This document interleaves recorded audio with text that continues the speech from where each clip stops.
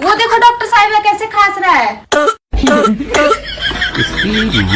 देखा डॉक्टर साहिबा ऐसे खांसता रहता है दिन भर।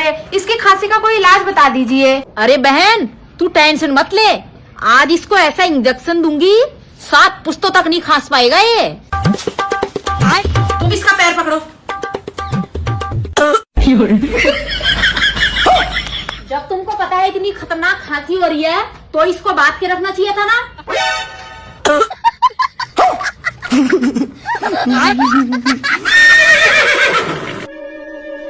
और अभी तो रुको, क्लाइमैक्स अभी बाकी है।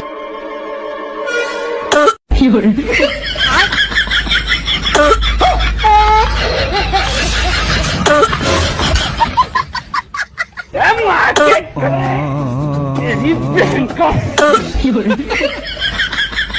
मेरी बहन की